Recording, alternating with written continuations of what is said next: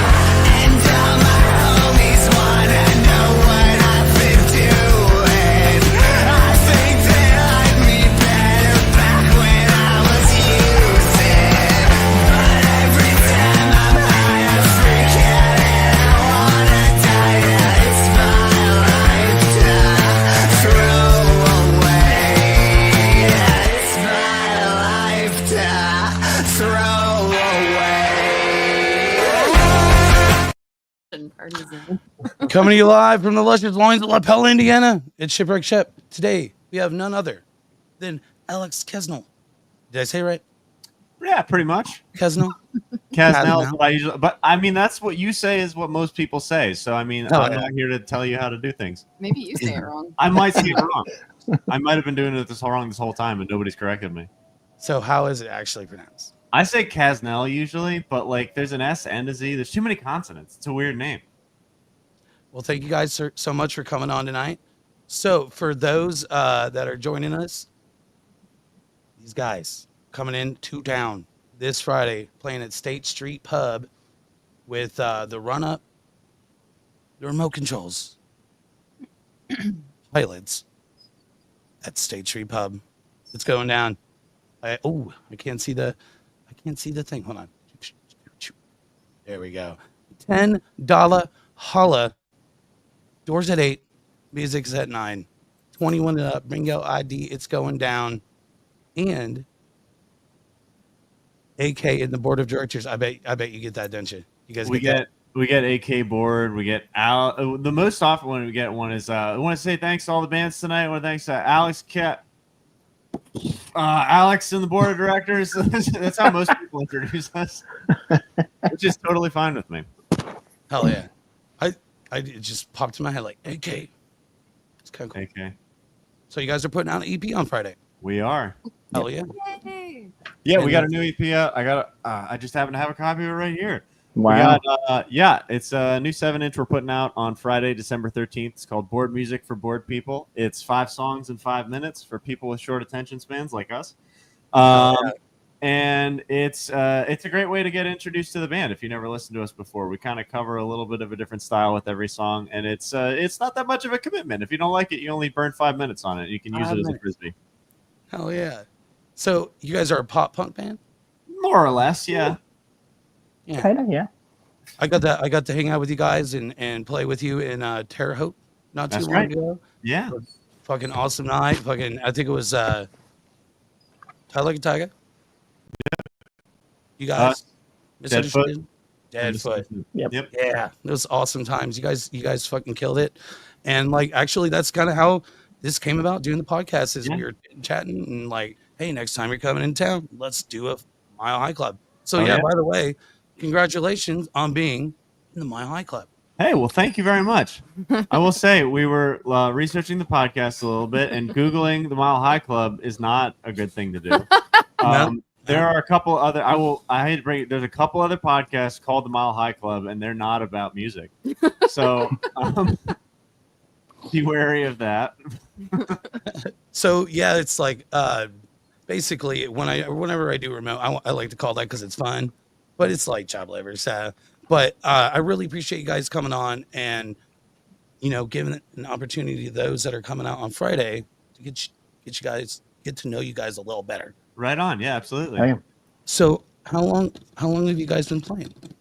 We got started in about February, March of 2023. So we're coming up on like a year and a half, 2 years now, something about that. Mm-hmm. Yep.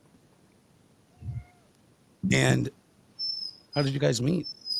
The internet. We Craigslist. PersianWifeFinder.com. Got Andrew.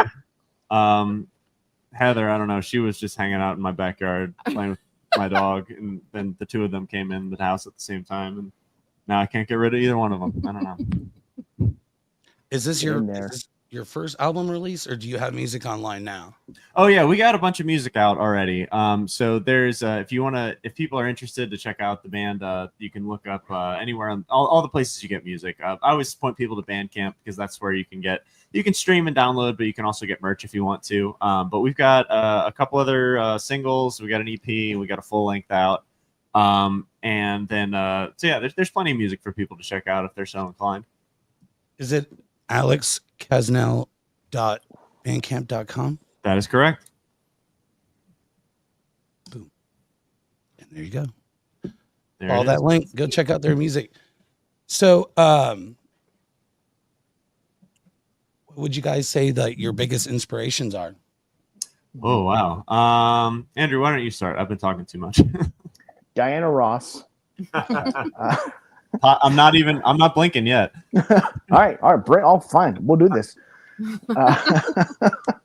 God, it's all over the place. Musically, wow. I'd say that there's a lot of different things I like that I pull inspiration out of for music as far as how I want to put into what I'm playing. But like stuff from like Minor Threat to Slayer to cheesy 80s music, whole bunch of stuff. So how long have you been playing drums? Oh God, almost 30 years now. Wow, man, that is awesome. Oh yeah. And what got you into playing drums? A buddy of mine, Rick, from an old band from a million years ago, came into a restaurant while I was working at, and he was sitting with a couple of his friends, and he's like, "Hey, we're going to start a band." And I, yeah, it's great, guys, cool. And he said, "No, we're going to start a band." And I was told that I was going to be in a band. Uh-oh. This is just making a dramatic pause. Yeah, this is just his thing that he does. Well, that's an amazing face to be stuck on. Oh, he's gone. We kicked him out of the band. This is how we're letting him know. So if you know any drummers, there he is. There he is. Bam.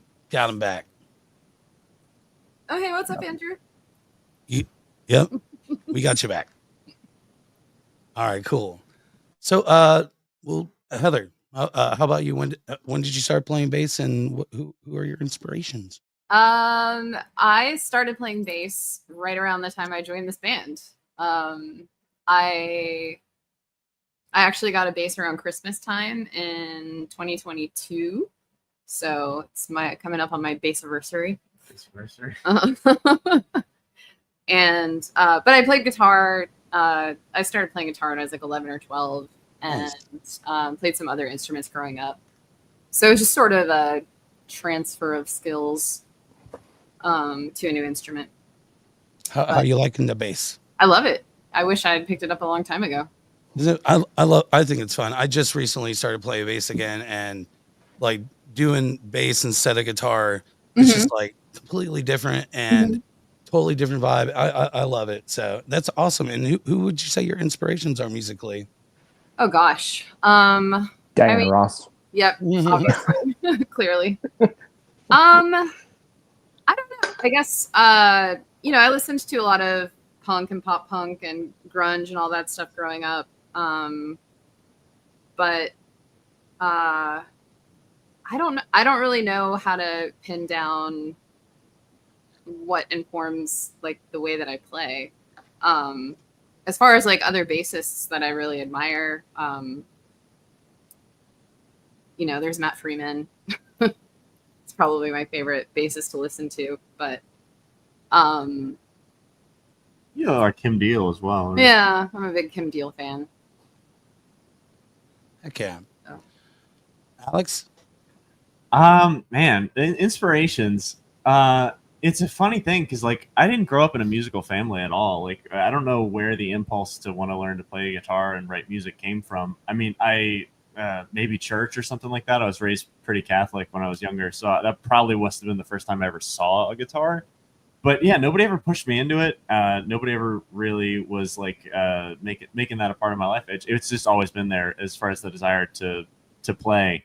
I was really, really bad for a really, really long time. And but that's the thing. I just wanted it so bad. I just kept doing it.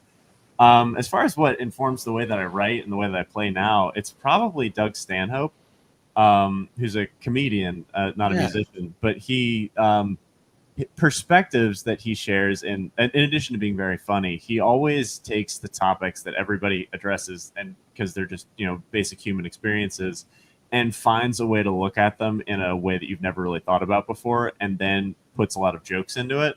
And I think that that's a lot of the very same way that I write songs, because we have plenty of love songs in the band, for example, but seldom are they about just I love you, you love me, or we're breaking up or anything like that. It's more about using that as a vehicle to discuss other more like philosophical concepts that live in my head, but doing it through a love song, I guess. So I think that sort of came from listening to a lot of stand-up and sort of saying like, what is everybody seeing, and what are these things that we're all observing, and what's the larger point that we're all kind of missing, and then pointing that out and doing it in a way that's entertaining. I think that overall thought process is what I go through when I'm writing a song, and it comes more from comedy than it does from music for me. That's awesome. I'm a big stand-up fan. That's really cool. Right on. So what is the writing process like for the band and like all of you together? It's changed a lot over the last like 18 months or so. But we have a lot of animals going on in this interview right now. Cats. But it's changed a lot. So the first album that we made was kind of like a sampler platter, or like a demo in a sense of the what the band was gonna be, sort of. So like essentially. I wrote and recorded a bunch of songs, and then I gave them out to people saying like, this is kind of what this band is going to be if you're interested in joining it. And that went to a couple different people, and that was how I met Heather, and then ultimately how I met Andrew too, was through this sort of demo of like how we're going to make these songs. And then that was just me playing all the instruments and me doing all the singing and everything like that, and that was sort of the finished version of those tracks.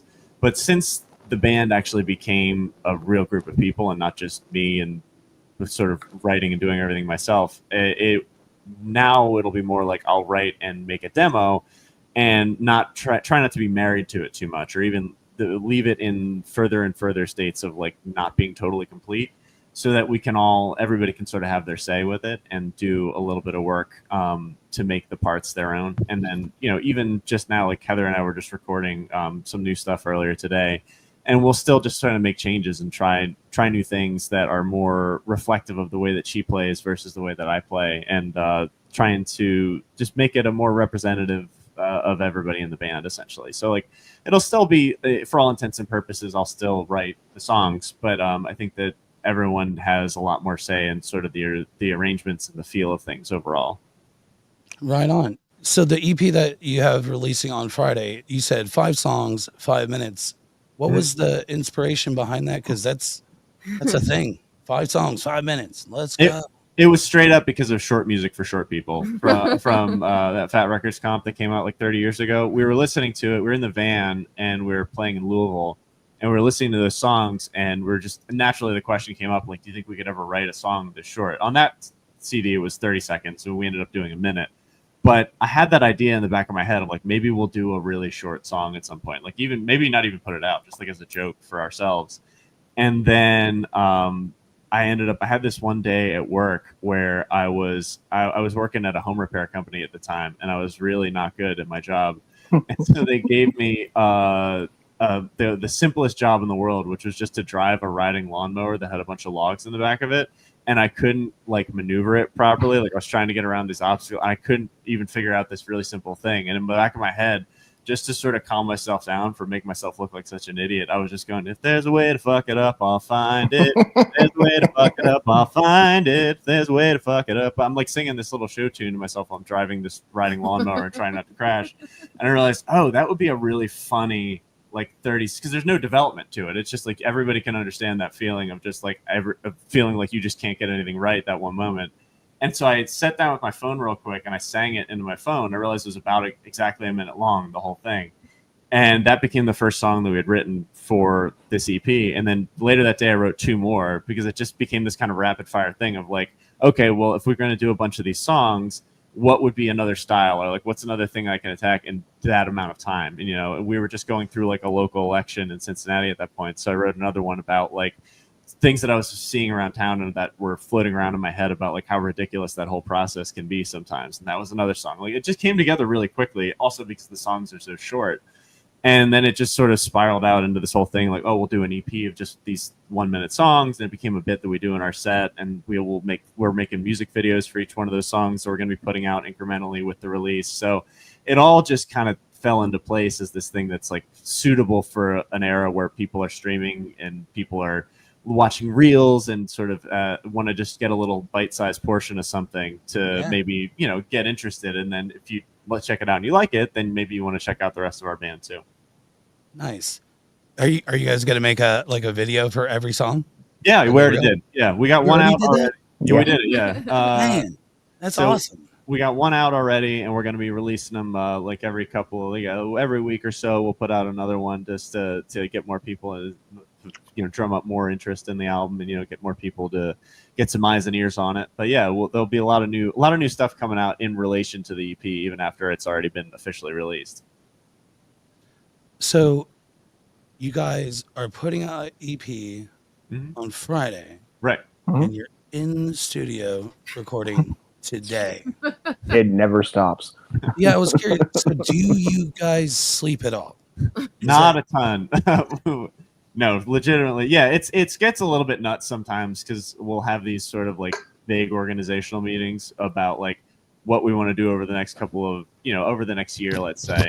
We'll say, all right, we want to have another record out by a certain day. And so that if we want to have it out by that time and we want to get it out before we go on tour next, that means we have to be finished recording it by this date so that we can get everything shipped out to be pressed on vinyl and prove test presses and mixing and mastering. And so you start working it back and back and back. And you're like, oh, we have to start making the next one before this one's out. You know what I mean? like just because we just don't have any other time to do it. So, but we're a little bit more pragmatic about. We've done it a couple times now to where we can kind of say like, all right, let's not set like Board Music, the EP we're just getting ready to put out. We did it in like 4 days, I think, all the tracking, and it was like Andrew gets a day, Heather gets a day. I think I did 2 days because I had a couple more tracks I had to do, and then we had to get it done because we were about to leave on tour. And it's like, if we don't get this sent out tonight, we're not going to have it ready in time for the release. And it was just like, it was kind of a rush in a good way. Like, I think it kept us really focused. But I think the next thing we're putting out is going to be a full length. It's a lot more music, and it's going to be a little bit of a bigger endeavor. So we were a little bit more wise about, let's give us more than like a day each to record all our parts. So you're going big on the next one. A little bit bigger, yeah. So 2 questions. How much is the 7-inch going to be on Friday at State Street? And then where do you guys record? So 7-inch is going to be $10. $10 for the vinyl, and then if you want to download just the tracks, I think you can get it for $4 on Bandcamp. And then we're going to have it in some local independent record stores in the areas that we tend to play, and the price will vary depending on what kind of overhead the record stores take. You know, that's just and that money will go to them and help support, you know, local independent music retailers, which I think is good. But then as far as you had another question, it just immediately dropped out of my mind. Where do we record? We record right where I'm sitting right now. Yeah, why, baby? Yeah. So wait, do you mix and master your own stuff? So we don't. The way we tend to do things is I couldn't do it. So I do that for our demos, and we can get it to where they are listenable, and we can sort of set a high enough standard for ourselves with the demo that we say, okay, we have to beat this for the final recording. And I try to get as good at that as I can, so that there's always the floor is really high, basically, and like we can't be worse than the demo. So if the demo's pretty good already, then it's like, all right, if I'm already happy with this, then the finished recording has got to be really, really good. But then as far as like actually doing the final, I just like having a second set of ears, and we work with give a shout out to Eric Tuffensum at Moonlight Studios, who we've done pretty much most of our recording with. He's a mastermind with the way that he gets like drum sounds and like just has really creative ideas for how to do that kind of stuff. So we'll usually bring a demo to the studio, track the drums there, and then the rest of the stuff we'll record here in my apartment, and then we'll take all of that back to him at the end of the process and have a good mix of it together. Like I'll get it as close to finished as I can, and then he'll sort of put the final polish on there. Nice. And I don't think I mentioned this. You guys are Cincinnati. That's correct. Yes. Cincinnati, Ohio. Now, are all of you from Cincinnati, Ohio? No, no. Only Andrew is. He's the native. I'm from Pennsylvania, and Heather is from Michigan. Buckeye Bump. Wow. Oh, I'm sorry. I was being rude. That's okay. Are you from Michigan? Fucking Ohioans, man. Heather's I'm from Michigan. Michigan, and then where are you from, Alex? Pennsylvania. Pennsylvania. Wow, it's like a whole Midwest brought together. Yeah, it is. And so, how did you guys, like Pennsylvania and Michigan, wind up down in Cincinnati? For me, it was for a job I had at the time. I'm not there anymore, but that was what I lived my whole life in PA, and then moved here for work when I was in my late 20s. And it was during COVID. It was just like a weird time. There wasn't like music wasn't really happening at that point, but it ended up being where that when that all kicked back up again. That was when the band got started. So you moved to Cincinnati, and then within a year and a half, you start the band. Let's see. About 2 years, roughly. 2 years. Right on. I just, 3 states, 1 band. That's really cool. Man. So, Nice slogan. 3 states, 1 band. 3 states, Three 1 band. band. It's going to be our name of our viral video. So, have you played State Street before? Yes. Yes. We actually played. It was almost exactly a year ago. We played there the last time with Remote Controls again, and then Bingo Boys and Wet Denim were there at that show. That was a great show. Nice. So, like last December. Yeah, just about. Do you have a favorite venue here in Indy? In Indy, the Mel probably. I think that's I think that's where most of we're probably all in consensus on that one. Mm-hmm. Yeah. Oh yeah, it's my. I thought I had my jacket, but I wear my jacket. It's a Melodian jacket. I wear it all the time. That's when I'm away from home. It's like if you're in the Midwest, it's like if you're a musician, it's like home away from home. Yeah, for sure. Is there any bands that you would love to collaborate with? Oh man, bands I would love to collaborate. Well, there's a couple that come to mind. I mean, I already kind of got my my wish pretty early on. Well, one of my favorite bands is Undertipper from Cincinnati, and we got to record a song with Tavis from Undertipper. He works for musicians who might be interested in this. He does a thing called incidental audio, where they bring bands in and they record a song all together in one day, and then he interviews them to talk about the song and talk about the history of the band. So we did one of those with him shortly after starting the band, and he sang on one of our songs. So it's called "Coming for Revenge" if people want to check that out. But that was an artist I would have wanted to collaborate with, and we did. What about you guys? The last time we tried to collab, it didn't go so well. So, Heather, is there a band that you would love to collab?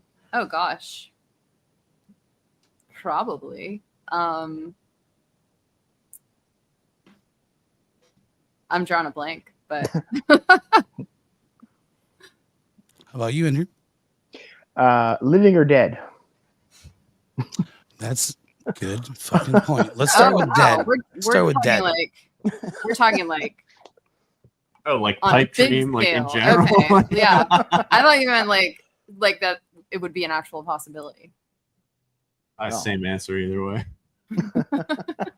I could totally see you guys playing with. Have you ever heard of Masked Intruder? Yeah.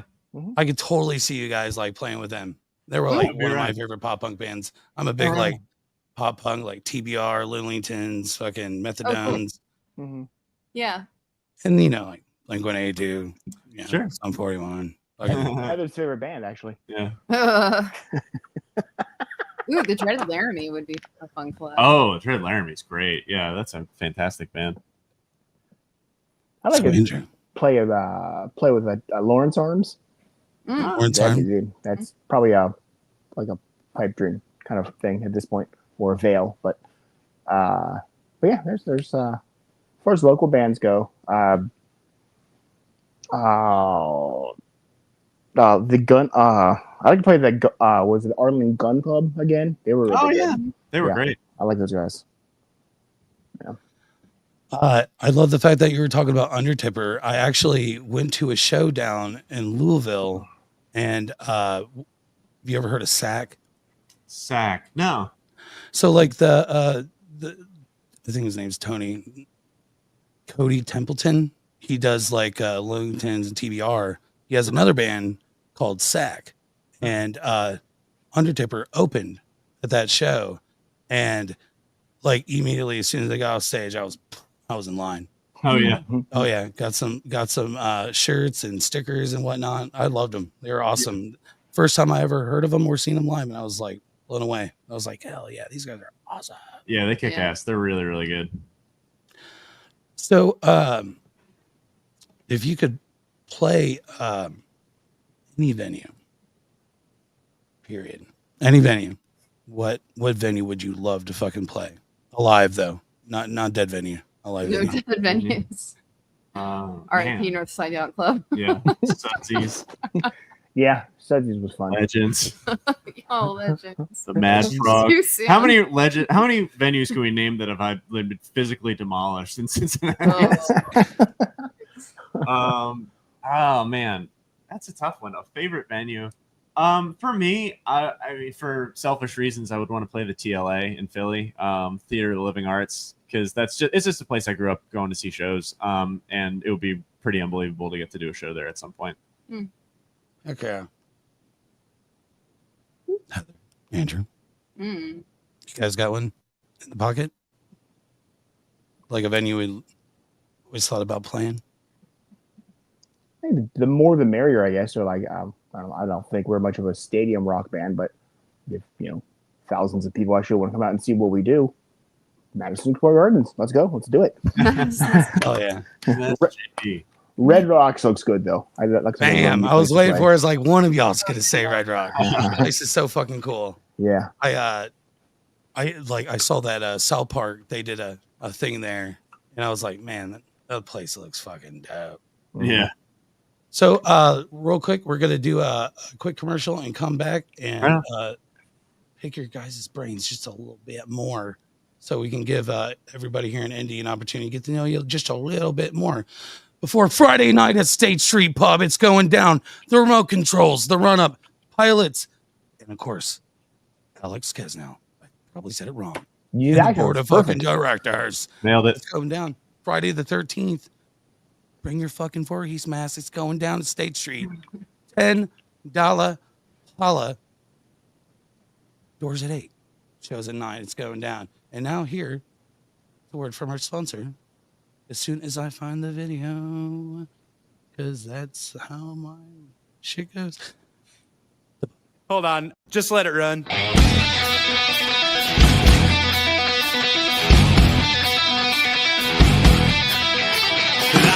Downtown, oh my girl left town and I got drunk. My best friend drowned and I got drunk last night.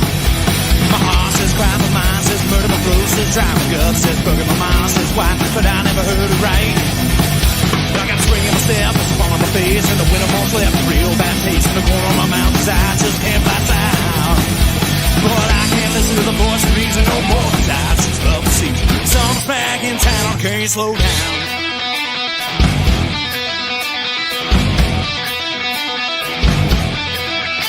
I can't help feeling I'm on the run, and you got the wheel, and I got the gun, and this car is sealed, and I'm gonna have fun tonight. I got an old blackboard and a black leather jacket, a floorboard boat, the man is singing, hang on, Lord, 'cause I'm gonna wreck it tonight. Skunk weed. Wanna hit?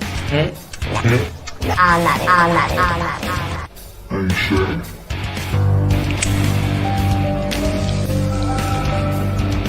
Okay, let's quit. Close your eyes, Jared. What do you see? So you use crack or you're thinking about trying it. Crack it. Crack it. So if you're thinking about using crack it. Do it! Just do it!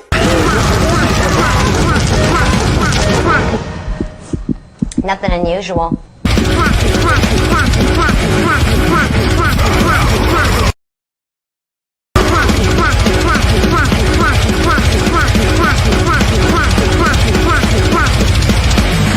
Get help now. There you go. I kept the videos short for tonight.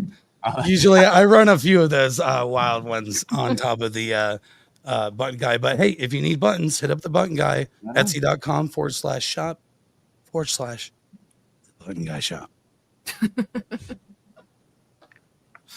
You guys got buttons? We got a We couple do. buttons. Yeah. Hell yeah. Might have to hit up the button guy though. Get some more. So do you guys have shirts too? We got shirts. Yeah, we got a bunch of shirts. We got the thing that people get the most into at our merch table is coffee mugs, though. Really? Yeah. Well, we did a show in Louisville like a year and a half ago with a band called FMK, who are good friends of ours, and their bass player, in addition to just like shredding, will do crazy stuff on stage, like make paninis. And like when we played with them the first time, she brought like an easel with this sales pitch for like the board of directors. She's playing with the board of directors, and she's like, I got my new version of Bitcoin that I'm going to pitch to the board of directors and stuff like that. So we were laughing, like, what would our version of that be? And so we're like, well, we drink like way too much coffee. And we sort of like, what if we just started bringing a coffee machine with us to shows?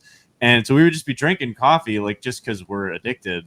And then people would ask us if they could have some. So we started, I made this little cart that had like a dispenser. A little cart. I mean, you know, it's a little bit of an obnoxiously large cart. But we had like, you know, styrofoam cups for people. And we played the Mel the first time before we even had the regular cart. And we just had people weren't like stage diving. They were just getting up on the stage and pouring cups of coffee and then going back into the audience, which is At like the Mel?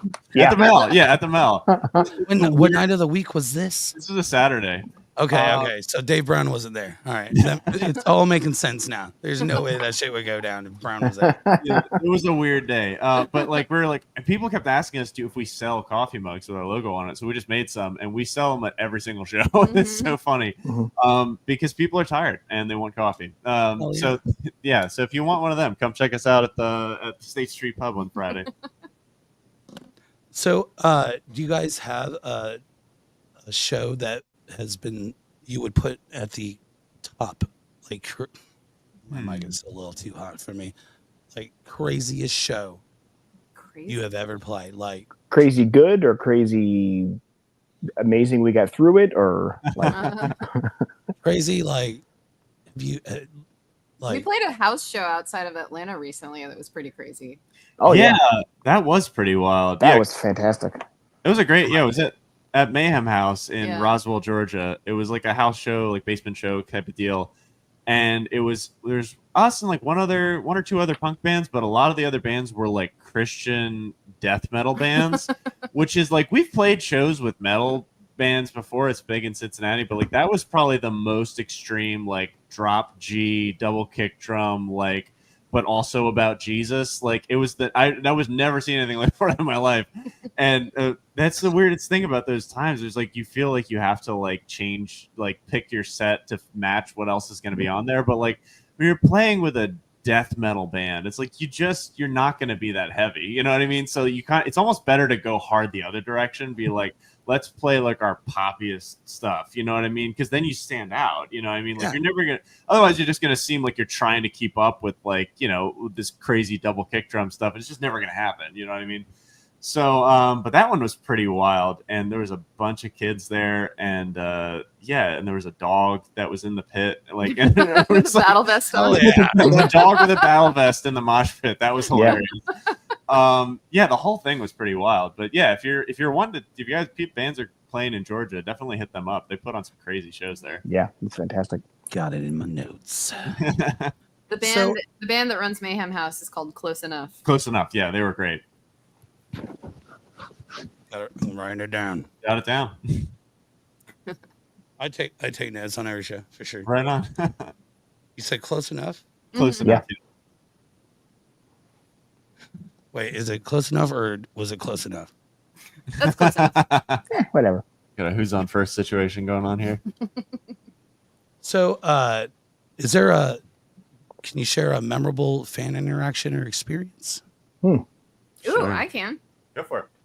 We played the first time we ever played out of town. We went to a festival in Missouri, like an hour south of St. Louis, and that was in September. of last year. Yeah. And then fast forward to the show we played at State Street a year ago. We noticed that there were two people in the audience that were singing along to our songs, and I mentioned it to Alex because we'd never played in Indianapolis before. And they came up to us after our set to our merch table and told us that they had seen us at that festival in Missouri and had driven to Indianapolis specifically to see us play that night. Oh, because that's we had- fucking dope. Yeah. It was really cool. Yeah, it's so wild because we're like, we have family that wouldn't go down the street. You know what I mean? Like, we drove from St. Louis to Indianapolis to see the board of directors. It was insane. Yeah. Really cool. So, I keep my notes here. What would you hope that listeners would take away from your music? That's very interesting. We take away from it. You know, it's funny because I started off as an open micer, and that's an environment where people can usually hear what you're saying.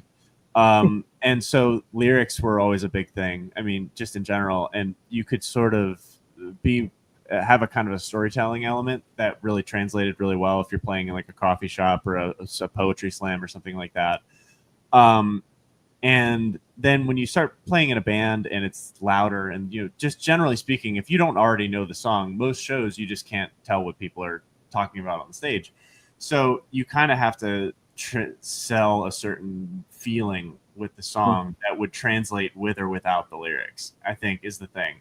So when I write now, I think less about, it's not that the lyrics are unimportant. They're as much or as important as they ever have been, but it's more like I think about what's the feeling that people are going to get from this song? Like, is it going to connect with them even if they don't necessarily hear the lyrics, or even if they do understand the lyrics, if they don't understand what they're about necessarily? So I guess I want to connect with people emotionally in that way. And if there's something that I'm trying to process intellectually or emotionally through the song, I hope that people can hear that and sort of help them to at least instigate their own thoughts about that subject. Like, we had one of our first songs that people really connected with was called 20 Years Ago Today. And it's a song that addresses gentrification. But it's not in a finger pointing kind of way. It's not as sort of like saying like, how could you all have done this? And, look at these negative things that are happening around us as a result of this. It was more about just the experience of being a person living in a neighborhood that's getting gentrified and sort of grappling with your own culpability for that. Like, how much of this is due to the fact that I'm even here, And I think that people resonated with that song because it's an uncomfortable conversation to have with yourself, and I think that people don't want to necessarily start that conversation with themselves. But if you bring it up and they realize there's somebody else who's going through that, and you kind of raise your hand, go like, does anybody else like feel this way? Is anybody else seeing this?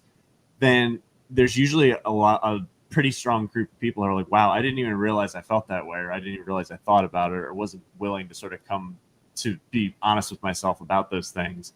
But I feel differently about that now that you brought it up, And so insofar as you can actually make changes with music, I think the only thing you can really hope to do is make people think and feel, So that's what I hope to get out of it, is that people will be able to connect with the music. And then if they choose to delve into the lyrics as a result of the way that the music makes them feel, they might find something even deeper with it. Like a good friend of mine from Mr. Scientist, the band in Cincinnati, he told me once, he's like, man, I've seen you guys play live a couple times and I liked your music. And then I looked you up online where I could actually hear what you're saying. I was like, damn, I wasn't expecting to like think. Told me, it's like, which is such a funny way to put it, but it's true. Like, you can accept the songs as just music, and it can be something that you go and have just have a good time to, which is totally fine. And there's nothing wrong with that. But if it's there for people who want something deeper as well. So that's what I want from it. but you guys might have different answers. Wow. How do you follow that? Crying out loud. I mean, that was pretty much word for word what I was going to say.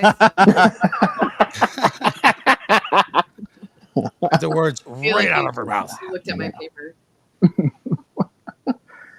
So do you guys have a favorite tour experience? Because I asked you about the crazy. So do you have a favorite so far? Tour experience. Man, there's been a couple good ones. Tell them about the swing sets. Oh God, this is so we were in Grand Rapids, Michigan. This was right at the end of our summer tour this past year, and we had one last thing we had to fulfill was a podcast that we were going to do in Grand Rapids, and so we had some time to kill that morning, and we went and got coffee, and we're just sitting around. We said, "Oh, let's go hang out at this park for a little bit and just bullshit for a while." So we go sit down. We're just sitting talking, and then at some point, maybe 15 or 20 children start toddling out of the building next door towards us. And we realized, oh, this is a daycare that we've just sidled up on. And me and Andrew just look at Heather like, thank God you are here. Because otherwise, we're just two middle-aged men that got out of a giant white van and walked toward a playground. And like we're sitting on a swing set. We couldn't have looked more predatory than we did in that moment. And we're like, we gotta get the fuck out of here. Like the teacher's like making phone calls. Like there's some strange people sitting, and we're like, go. And that's why we're not allowed in Grand Rapids anymore. Yes, it's 911. There's a pop punk band hanging outside of the fucking school. What the hell's going on? Oh God. So do you guys have I'm not trying to like super pick your brain here, but do you have any advice for other musicians that are like maybe like getting started or trying to get out there and go on tours? Do you have any advice for those people? Do What it. do you think? Go ahead. Do Andrew. it. Like do it. Don't wait. No, don't wait. Your time is short. You will probably stink the first couple times you go up on stage. Happens to everybody. Happens even when you're seasoned. You will always be nervous. It will get better. Playing out is fantastic for getting better really quickly.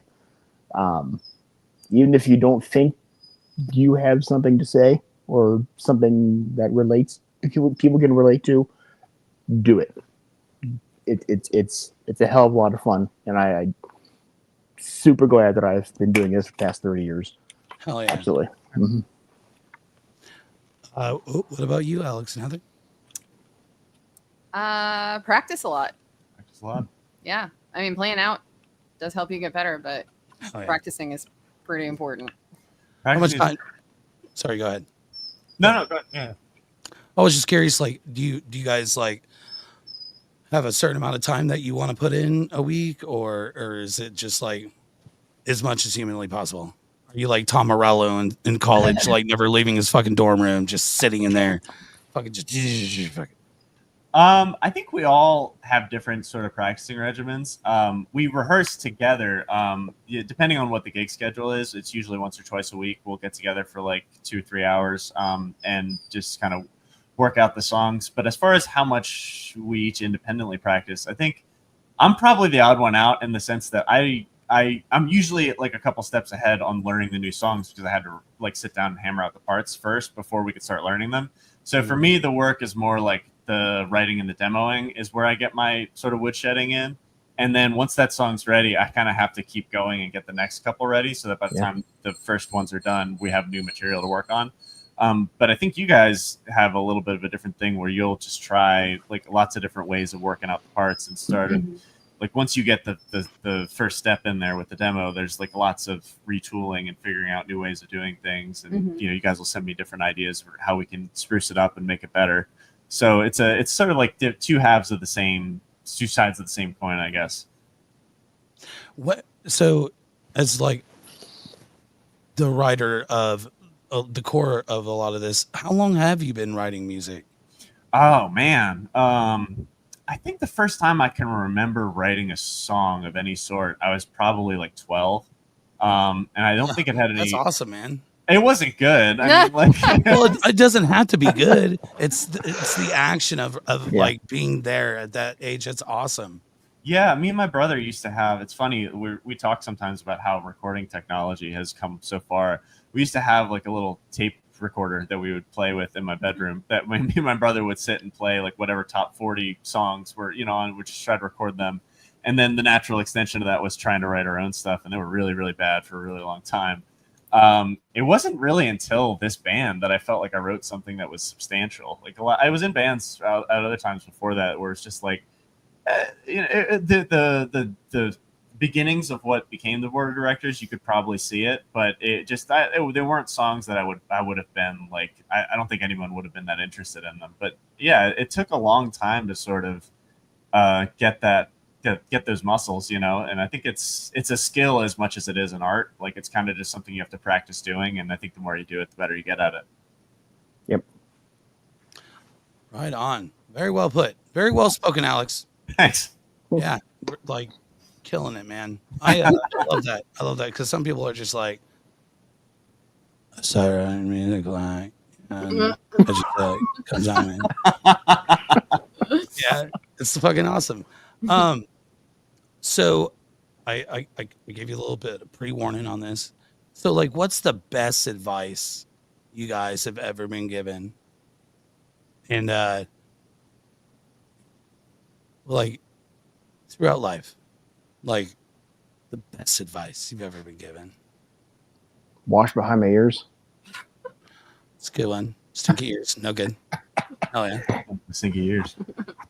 My grandmother was really creative and really crafty, and I spent a lot of hours at the table with her doing all kinds of different art projects and crafts projects growing up. And one thing she would say to me all the time is just to slow down, because we would start a project and I just like really want to get it finished, and she would just tell me to take my time and put the time in, do it right, and make something that I'm proud of. And I carry that with me a lot now. Hell yeah. Nice. Awesome answer. That's awesome. Thanks. My mom, when I was younger, used to say that spite is like taking poison and expecting them to die. I think about that all the time. That's probably the best advice I ever got. Wow. Wait, hold on. One more time for Slow Shep. Spite is like taking poison and expecting them to die. Gotcha. All right. Damn, Star Trek. Yeah, yeah. So I do this thing on the podcast. If I could just get in there real quick here. Let me. Son of a bitch. All right, I got it. So it's called What's in the box? What's in the box? So I'm gonna pull a random question, or maybe two. If it's a severed head, I'm going to be very disappointed. All right, let's see. For fuck's sake. So people that either come on the show, put in the questions, or people online will put them in, and I'll just write them out and stick them in there. This is definitely one that was written from a guest on the show. And it's tell us about a poor restaurant experience. Poor restaurant that we've had, like that we've all had together, or just yes. Or like if something comes to mind, Well, there's a nameless Italian restaurant in Cincinnati that we went to before a show. I'm not gonna shame them, but the food's fine. But Food like was delicious. the food's pretty damn good now. We went in thinking we would get something to eat before a show that we had Legends, rest in peace, and we sat down and got drinks or whatever, like Cokes and waters and stuff, and sat there. Waitress came by and said, "Hey, you want this and that?" And we put our order in. She left. Sat there. It was like 45 minutes. We were sitting at the table thinking, we should probably eat fast, I guess, and like, you know, okay, just double time or whatever. So like about a half hour more passed, and still we had like just those drinks, and we're like, is our order in? He said, oh yeah, we're just a little slow today. So like about half hour later, we were like, can we just get our shit to go? And so they put all of our food in the to-go containers, which by the way was like right away. As soon as we asked for it to go, it was like ready. So anyway, so we took our food to Legends, and we're sitting on one of their lower merch table areas and just eating pasta and salad. And had a couple of people come up and say, "Are you playing tonight?" No, we're just eating. That was the kind of place that Legends was, though. That like you can walk in the door with a bag of veal manicotti, and like nobody even says anything. Like I was sitting there like it stank so bad, and like nobody was like ever like the bartender was like, "Hey guys, board of directors, what are you guys going to go up tonight?" And we're like, we're seriously just here to watch like Deadfoot and Meister Murder, but we're also just having dinner. Also having dinner, yeah. It was like that was the coolest part about Legends. It was just a hang. There'd be like 4 people at every show, and somebody would just be doing wild shit at the merch table. Hell yeah. All right. Oh, no, not that one. That's trash. That's gross. Hopefully this one is oh no, dude. I'm not doing that to y'all. Like, I'll say it, but we're not going there. It says tell a secret. We're not doing that. No, okay. Fucking fuckers. No secrets at all. God. I'm gonna read it, but I don't expect an answer. By the way, this program is rated mature audience. Is that because my dog is licking her butt on camera right now? It says, would you rather come in the sink or sink in the cum? Jesus fucking Christ, man. Come in the sink or sink. Wow. Indianapolis, baby. Oh, come in the sink for sure. Oh, absolutely, yeah. Is that even a question? It's like, I want to drown in semen. How much? Can you imagine how long it would take to produce that amount of semen? That's a lot. Like about 10 minutes. I was thinking 10 years. Of about 10 minutes. Years. 10 minutes. And Andrew's loaded. I mean, just a kiddie pool of load. I mean, He's only 4. 30 years of fucking drumming, fucking coming. Yeah, because no one dates the drummers, so like, I'm ready. Just saying. Just saying. And drinking a lot of celery juice. I'm ready to drown Backing a lot of retrograde ejaculation. Man, yeah, good fucking question. Whoever put that in there, I did not. So, okay, all right, and everybody take a shot at this here. Start with you, Heather.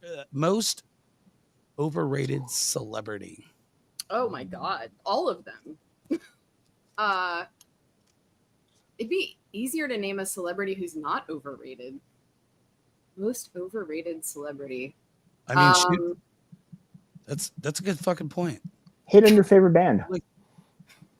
What? Hate on your favorite band. They mentioned them earlier.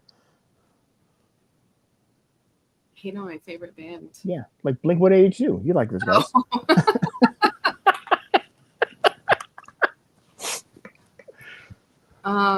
Jeez. That's overrated.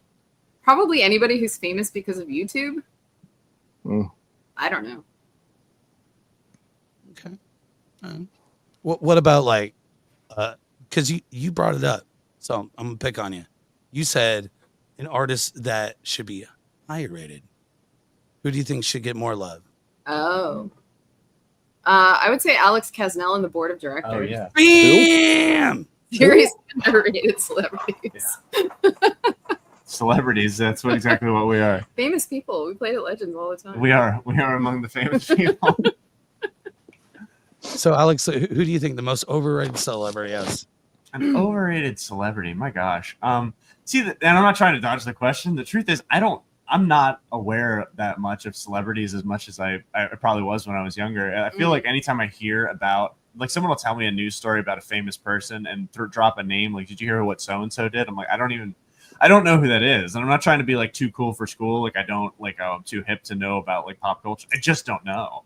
So it's like the people that I see that are famous. I don't know. It's tough for me to tell like who's famous for a bullshit reason.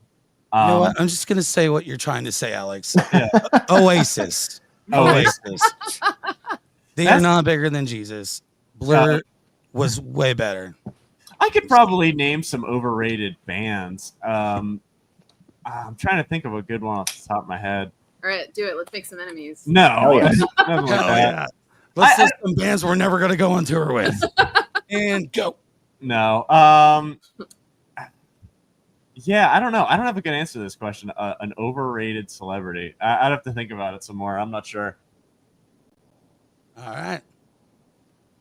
Andrew. I'll just go ahead and hate on bands that we're never going to play with anyway. Fuck it. Pixies, ridiculously overrated. That's fair. Yeah, more power to them. They made $1 million, whatever. They were big for their moment. But holy God, I was tired of hearing about them and hearing their music. Shut the hell up. That's a good point. Like I have a couple bands like that where it's like it's not like they're bad. It's just that I think they get deified, and at a certain point, it's kind of like Emperor's New Clothes, where people it's just assumed that they're great. Where like I feel that like I love Nirvana. I have nothing against Nirvana at all. Super important band, a lot of great songs. But I think people overlook the fact that like Kurt Cobain like pretty much straight up said that his lyrics are completely meaningless. Like he's like I've already said about like when he was making Bleach, he was like, yeah, I just wanted to scream negative stuff over the top of the music. There's no meaning behind it. And then people go back and like they ascribe meaning to it and they make it this bigger thing. And I'm like, it kind of takes away from what it was. Is like it was just there to be like this total punk rock, like destroy hair metal, like just anarchy, chaos in a way that had some sort of poetic elements to it. But then people kind of say like, what does it all mean? And then they make them into this bigger thing. And then it makes it's almost like a not fair way to phrase it. Cause I feel like Kurt Cobain probably didn't see himself that way. He probably just was trying to be a guy in a band, and it became this massive, like blown out of proportion thing. So there's probably a lot of other bands that wrote objectively like better songs than them, but just didn't have the moment, that didn't have the impact. So like there's something to be said for like overrated, but not necessarily their fault. It's more like it's not that there was no substance there at all. It's just they get blown up to something that like no human could ever live up to, Mm-hmm. Like Courtney Love. Exactly like Courtney Love. Sorry. I'm tired. Where's the button? So I love what you said in there, because here's the thing to me is like I was having a conversation earlier today with my buddy Nick, and music is very much like good example of what I'm trying to say. I'll just cut it down here. There's a while back, there was a local band called Full Monty out of Indianapolis, and they wrote this song called Drink. And when you listen to it, it just seems like, exactly what you think. Drinking, like partying. But I listened to that song, and I actually went to the writer, the lead singer's social media, and I left this long thing about how important that song was, because what I took from that song is like, it doesn't matter who you are. It doesn't matter where you're from, gender, none of it matters. Like when you come to our shows for the music, you're all welcome here. And they were like, man, however many people fucking later, somebody fucking got it. It's not about drinking and partying. It's about we're all welcome here. Yeah. And that message was like, I don't know, really good. And that's the thing, is like everybody can take away something from a song and it could be completely different. Like, have you guys ever heard of Against Me? Oh yeah. Yeah. So Laura Jane Grace is like my favorite lyricist of all fucking time. For sure, yeah. And there was a song that she wrote called Thrash on Real. Mm-hmm. And what I love that song because it was very like powerful for women to listen to, but that was before she came out Mhm. as transgender. And then now, after she came out, I look back at the song and I'm like, holy fucking shit.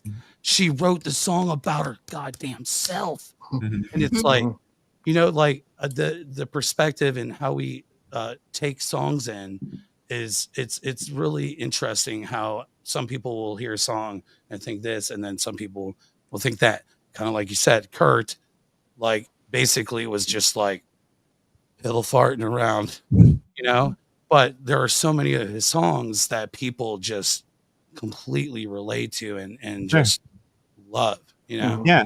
And I'm sure he had stuff that was like, I mean, earnest and from the heart and was expressing himself in some way. I don't want to say like it was meaningless, but like yeah, Tourette's off fucking Yeah. yeah. Oh, Not a single fucking word audible. yeah. So there's It's funny because you brought that up earlier with Bleach, is like he was just wanting to scream. and I love those songs. I love like School is probably my favorite Nirvana song, but it's like, what is he saying? Like, won't you believe it's just my luck? No recess. And he's just talking about like school, you know what I mean? Like, right. Kind of like, what is it all about? Like, I think he's literally just talking about school. Like, I mean, it's like that's really what it is. But yeah, so do you find that like with Tight Like a Tiger or anything else you've done, like do you ever find yourself writing something and then wondering like how it's going to be received, if it differs at all from what you meant by it? Like, because I run into that sometimes, like where I write something and I'm like, I don't know how people are going to take this. I try to be pretty explicit in the things that I say in the song so that it can't be misinterpreted. But I still get people who will say, like, we have a song called Landlocked that's it's a love song, basically. It's like a heartbreak kind of song. And most of the people that tell me they like that song tell me that they think it's about how you hate living in the Midwest, which is not really what it is. But it's more about, but in the song, it's like saying these lyrics about a character who's like sick of his hometown because everything reminds him of his ex, basically, in so many words. But because it's set where it is, people are saying like, oh, you're talking about how much you hate living here and how much you want to get out of the Midwest or whatever like that. It's not really what that was, but I totally get why you would go there with it. Like, do you ever find yourself saying like, I'm worried that people are going to take this the wrong way or anything like that? Interesting. I to answer your question, this is actually something I had a conversation with Nick earlier, the lead singer of Tight Like a Tiger. And so I joined the band in like 2011 or 2012, somewhere in that range. But he had wrote a song before I was in the band, and it was out. Like, I think you can even find it on SoundCloud. It's called Thunderliger. And all the lyrics of like, when the sun goes down, it's time to go. This ain't my first rodeo. Like basically every line in this song sounds like a pickup line. Right. And the chorus is cinnamon twist. Feels good, right? Fuck yeah. And so Nick, when he wrote those lyrics, cinnamon twist is a reference to Taco Bell, right? The cinnamon twist. Now, here's the thing. I grew up on the east side of Indy, and a cinnamon twist. So you guys know what the shocker is, right? Right? Two in the pink, one in the stink, right? Yeah. What you do is you take these fingers, right? And you cross them and you flip it and you put two in the stink and one in the pink. And when romance, what it is. A cinnamon twist. You with me here? A cinnamon twist. And it was probably 2 or 3 years ago. We're having a band practice and we were talking about that song because it's pretty, it's catchy, it's fun. People really like the song. And I was like, and I asked him, like, objectively, like, why did you write a song about that? And he was like, what do you mean? I'm like, why would you write a song about a fucking cinnamon twist? And he's like, what are you talking about? Right? Over a fucking decade, I assumed this motherfucker said cinnamon twist feels good, right? Fuck yeah. And it turns out the whole time it was a tongue-in-cheek reference to fucking the cinnamon twist from fucking Taco Bell. Because it was like when he said that to the person, like cinnamon twist, and they were like, feels good. And he was like, oh, fuck yeah. Had nothing to do with what I thought he wrote the fucking song about. That's so funny. Yeah. So it's like right there is like a prime example of like exactly what you were getting at. Like Somebody else could take it a totally different way. Yeah. totally different way. I had literally, at that point when I found out he did not write that song about what I thought, what a cinnamon twist is in the streets, or what In the streets. in the streets, mostly behind 7-Eleven, but you know what I'm saying? I played that song probably, 200 or 300 fucking times and just assumed because all the lines are like every line of the song it's like a pickup fucking line. Right. But he had never heard that expression or term in his life until that moment. And it's like, whoa, fucking insane. That's so funny. So, just me. yeah. So, okay. Oh, here we go. So excited for Friday. Hell yeah. Hell yeah. Hey, Ivan. Hey, Ivan. I got your case for you. Case. It's gonna handle some personal business on the podcast real quick. Is it like a Hunter Thompson case? It's a top secret. We can't talk about it right now. Not a podcast. So let's do the thing real quick here. While I have a cigarette in my mouth. Yeah, it sounded like Sunday's like, oh, that's a perfect day. And it's like, guess who never really sleeps on Saturdays? Yeah. So I'm like, holy shit. Fucking, it like had a hell of a weekend. What's up, Sid? So it's going down. Oh, nice. Bring the goods. Hell yeah. Are we talking about the case again? We still can't talk about that. Sorry, sir. Okay. Forget about the case. You didn't hear anything about a case. Whatever you think you heard, you didn't hear it. Okay. Didn't hear it. I'm so high right now.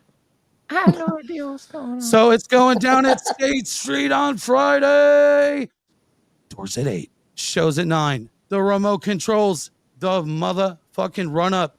Pilots and AK in the board of directors. $10 holla. Get that booty to motherfucking State Street Pub on Friday and grab you the new vinyl for only $10 motherfucking dollars. That's fucking awesome. $10 for a 7-inch, man. Hell yeah. Get you a mug or some coffee. Grab you a shirt. So is there anything you guys want to throw out there? I think we should probably go ahead and wrap it up. Right on. If you guys want to check out the music, look up our band on any of your favorite search engine. You'll probably find us. Bandcamp's a great place to look. Instagram at AK and the BOD, or Alex Kasznel and the BOD. We got akandthebod.com now. We have our own website. If you want to, you have your own website? We're balling, dude. We're balling. Yeah, let me put that in the motherfucking comments. What is it? akandthebod.com. So like the and symbol or just and? A-N-D, the word and. Yeah. Okay. AK and the board of directors? Or akandthebod.com. The BOD. Yeah. Man, that's a song right there. AK and the BOD. Yeah. Down in Cincinnati. That's when me and Andrew do our hip hop duo. Heather's our DJ. We're just at the MCs. Yep. We're all about it. Hell yeah. This is my recital. I think it's very vital. Hell yeah. So I don't want to close it down without Heather being on the show. So real quick, we'll do a gear check. Alex, like what kind of guitar do you play? I play a Telecaster. It's a parts caster that I put together about a year ago.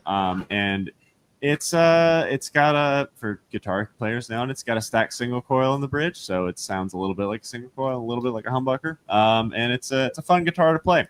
What do you play, Heather? Heather was letting my dog outside. She missed this part of the podcast. We're talking about gear. What's your bass? Oh, mostly I play a Stingray, a Sterling Stingray.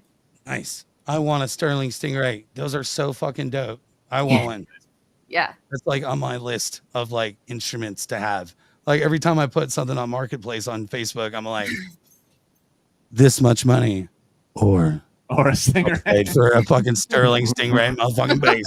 I want one. I think they're awesome. Yeah, you can't beat the tone for the price point. Mm-hmm. Yeah, everything I've read about them is like just nothing but good things. And like, you know, it's not a Music Man, but like who has $5 billion to buy a Music Man? But everything I've read, it's just like, dude, those Sterlings are like, fire. But yeah, I definitely want to get one. Yeah. Hell yeah. So what about you, Andrew? Stage, pardon me, Yamaha Stage Custom, the 5-piece. I bought a bigger floor tom to put with it just because, you know, I need more noise with what How I big do. of a floor tom are we talking, Andrew? 18. 18. Oh, man. Oh, yeah. Hell yeah. It's big. Hell yeah. Oh, yeah, it is. Like, Bigger than you know. Slow down. All that was something. I want to savor this. What kind of cymbals do you rock? Mostly Sabian AX. I think they're good prices and good. Not enough. What cymbals do you play? He plays a lot of cymbals. and I have a cowbell, but they won't let me play that. So Not allowed. No cowbell. By No the room in the van, Andrew. Your by van, the your van allowance has been tapped. I'm gonna show up on Friday with a fucking cowbell, and I'm gonna Thank you. like just. thank you. I might even like try to hunt down the whole attire that Will Ferrell wore. That would be impressive. You know, I dropped serious money for an electric kazoo, and I played it like twice, and apparently it just screwed everybody up, and they couldn't continue songs. So Yeah, I can't imagine why. yeah, I mean, that's a serious Totally instrument, appropriate dude. moments to play that kazoo. I'm hurt. We're big on kazoos and vibrant slaps in this band. I'm not the best kazoo player, but I can fucking throw down the kazoo. You know Dude, bring it on Friday with your kazoo and your cowbell same time. Bring Shep your Widowmaker. Let him Just like that's actually a Tiger song. Widowmaker. So where are you two, like Alex and Heather, like where are you pulling your tone? Like what amp are you playing through typically, Alex? So I play it's a Avatar 4x12 cabinet, and it's got a orange dark terror. It's like a 15-watt amp on the head of that. So I'm a big fan of using weird combinations of gear. So that's like an extreme metal amp for like a not at all extreme metal band. It's a fun like juxtaposition. So I think if you listen to a lot of like Rivers Cuomo is a big metalhead. And so if you listen to like their guitar tone, it's pretty metal in a lot of their songs, but their songs are like super bubblegummy, a lot of them. So I kind of like that kind of thing. I like when everybody use, not that gear is that makes or breaks your sound, but if you do something a little bit unconventional, you're likely to come up with some new ideas. So Where do you put your gain at? I put everything about 12 o'clock usually. Then that usually does pretty good depending on the room. I had to like 12. Okay. All right. It's cool. Like I actually I have somewhere around here. I play through a fucking orange little not the black one, the other one, whatever that one is. Yeah. The micro terror or something. The what is yours black? It is black. Yeah. Yeah, I have the white version, which is like nowhere near as like death metal. Yeah, it's more like rock and roll. But I love orange amplification. They're Good stuff. Really good. So Heather, what are you pumping the bass through? Normally I play with a Harkey HD 150 combo amp. Does everything I need it to do. That's what I play through too. Do you really? Oh, yeah. Yep. Nice. Good amp. Yeah. Great amp. Hell yeah. So we covered the gear, and like, guys, it's so fucking cool that you came on the show today. Yeah, Took the time out of your Thank you. for everybody watching. Make sure you head to State Street on Friday. It's going down. I'll pull it up. I mean, I got it in my head, but the remote controls, the run-up pilots, and AK and the board of directors. It's going down at State Street. Doors at 8. Shows at 9. Friday the 13th. Get your Voorhees gear on. It's going to get wild. $10 holla. It's going down. I'll see you there. I'm coming out Friday night. You heard it here first.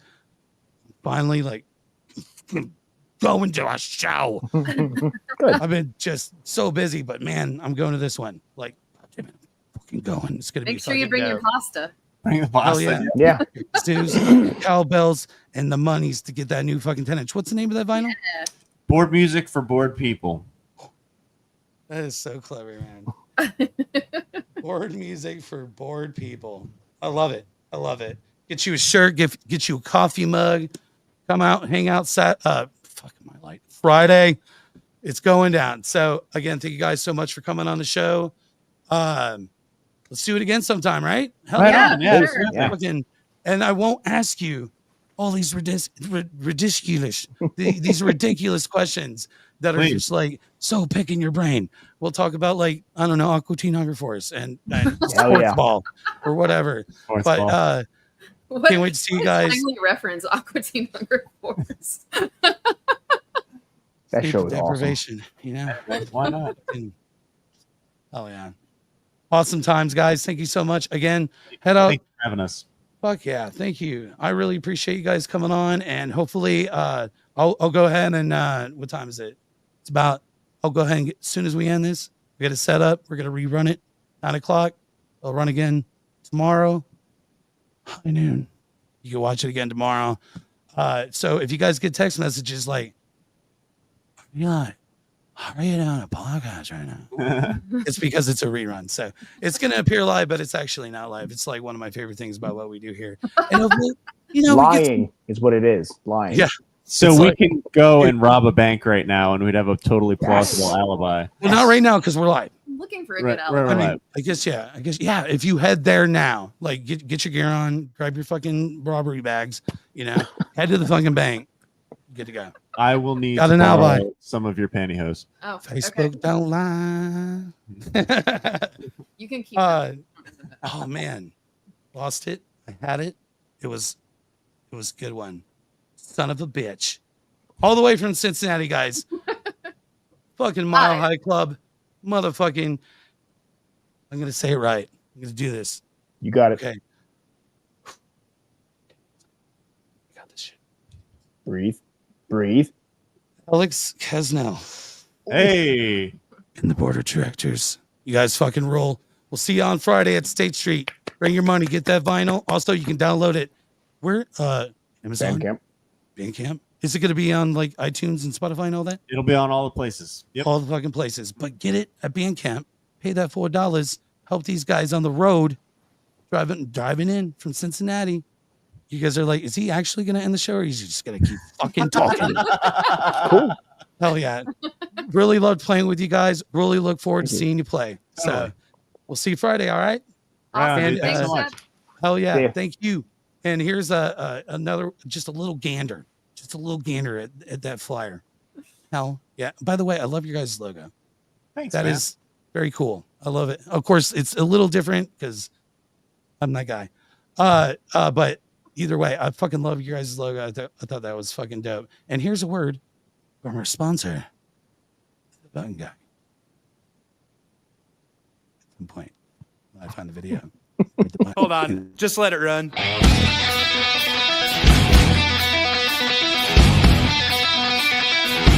I can't slow down sound on the girl left town. And I got drunk. My best friend drowned and I got shot last night. My heart says cry, my mind says murder, my throat says dry, my gut says bugger, my mind says why, but I never heard it right. I got a spring in my step, a fall on my face, and the winter months left a real bad taste in the corner of my mouth, 'cause I just can't blast out. But I can't listen to the voice of reason no more, 'cause I just love to see someone's back in town, can't slow down.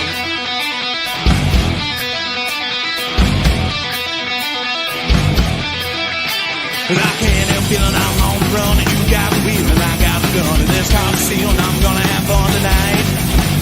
I got an old blackboard and a black leather jacket, a floorboard board, the man ain't snagging. Hang on, Lord, 'cause I'm gonna wreck it tonight. You know, my favorite type of weed was cocaine. Cocaine. Cocaine. Cocaine. Cocaine. Cocaine. You son of a biscuit-eating bulldog with the French toast. You think I wouldn't find out about your little doo-doo head cootie queen? Are you calling a cootie queen, you limlet? Oh, you kumquat! No, you're overreacting when I put your convertible into a you stinking extinct face! Uh-oh. You hobo. Oh yeah, Daddy. Oh. Cocaine. Cocaine. Cocaine. Cocaine. Cocaine.